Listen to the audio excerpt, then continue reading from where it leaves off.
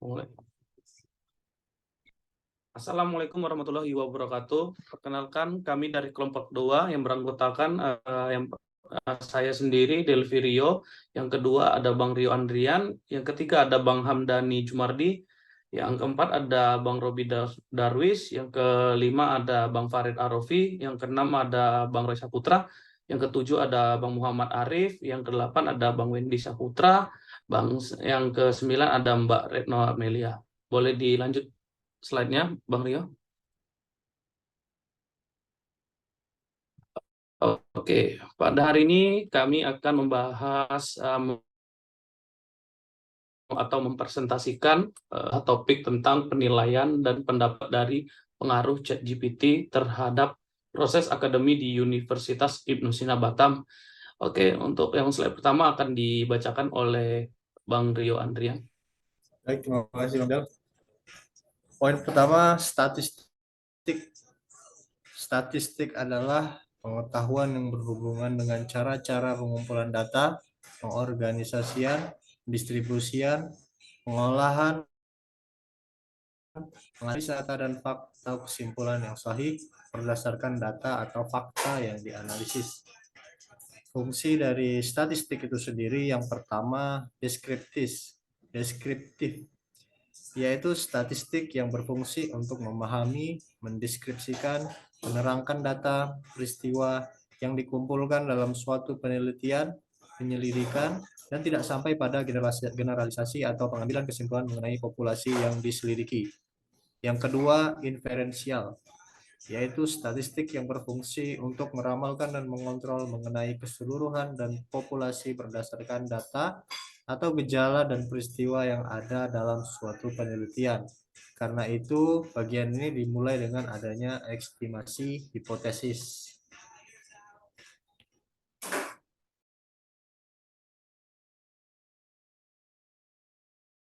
Baik, slide selanjutnya.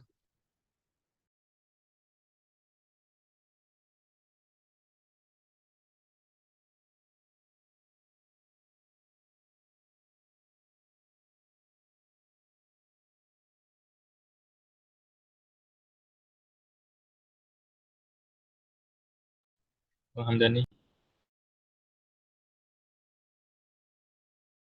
Baiklah, saya akan melanjutkan presentasi selanjutnya. Yang pertama yaitu tujuan statistik. Yang pertama, mendeskripsikan, menerangkan data mengenai populasi yang diselidiki. Yang kedua, populasi yang luas kepada ukuran yang lebih pantas untuk dipahami. Yang ketiga, menetapkan pada kondisi bagaimana suatu hipotesis dapat digunakan atau membantu dalam melakukan sesuatu. Yang keempat, menyediakan suatu estimasi atau model mengenai nilai-nilai yang tidak diketahui berdasarkan data yang ada di tangan atau diselidiki. Yang kelima, menyediakan suatu estimasi mengenai suatu akibat dari suatu hipotesis yang diterima yang digunakan sebagai dasar dalam membuat suatu keputusan yang akan dijalankan.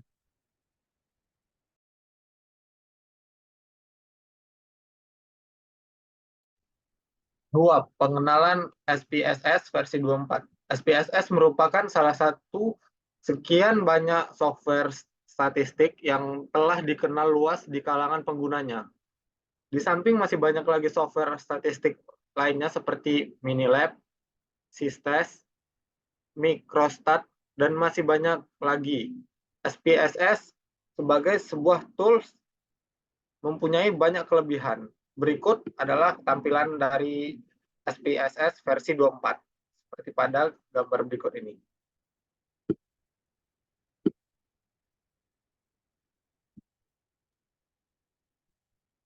Ya, menu utama. Beberapa menu utama yang penting dalam SPSS adalah sebagai berikut.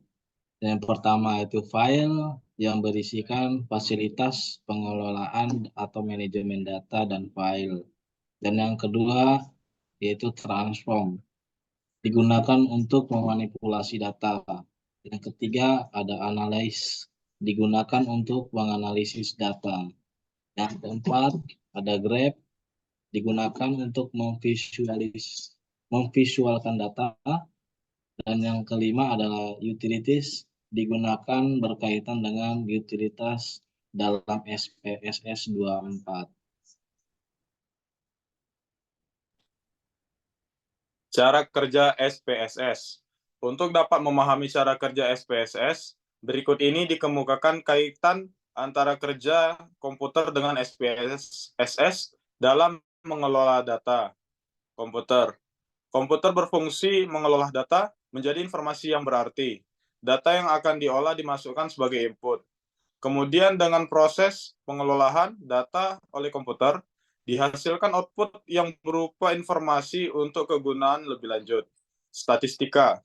Statistika mempunyai fungsi hampir sama dengan komputer, yaitu mengelola data dengan perhitungan statistika tertentu menjadi informasi yang berarti.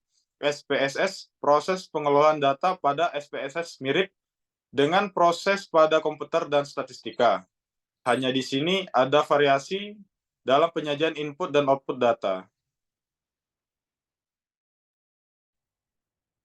Berikut langkah-langkah kemasukan data ke SPSS, yaitu membuka file, new, dan data, seperti pada gambar.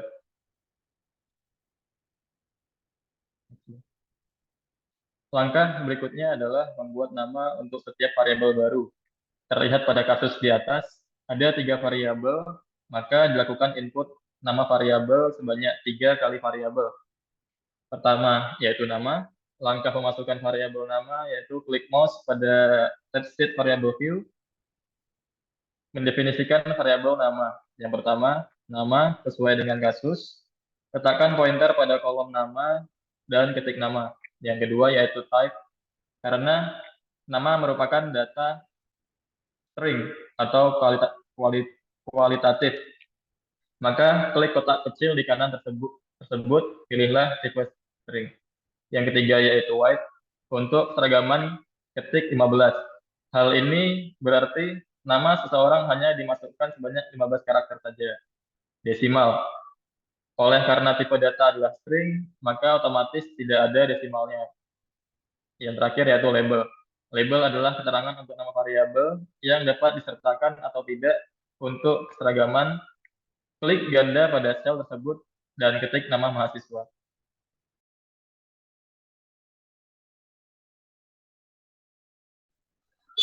Selanjutnya yang keenam, value.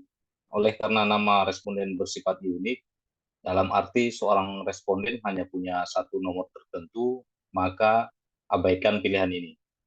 Yang ketujuh, missing, adalah data yang hilang atau tidak ada isinya.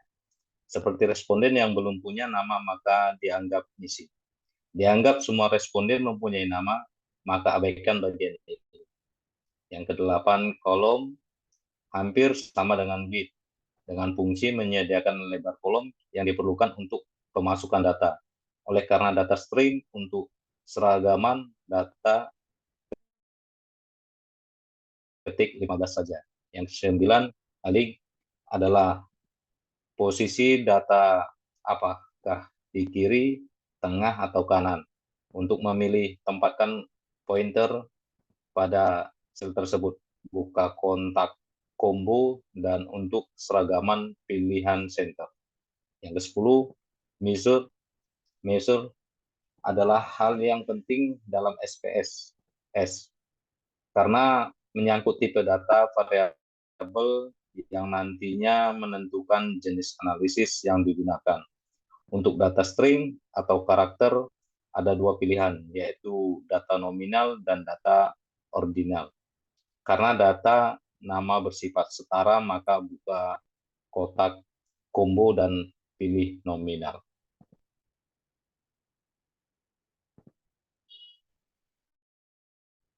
Oke, baik. Sekian dan terima kasih. Kami dari kelompok 2 ingin meminta maaf jika ada kata-kata yang salah dalam presentasi ini. Wassalamualaikum warahmatullahi wabarakatuh. Waalaikumsalam.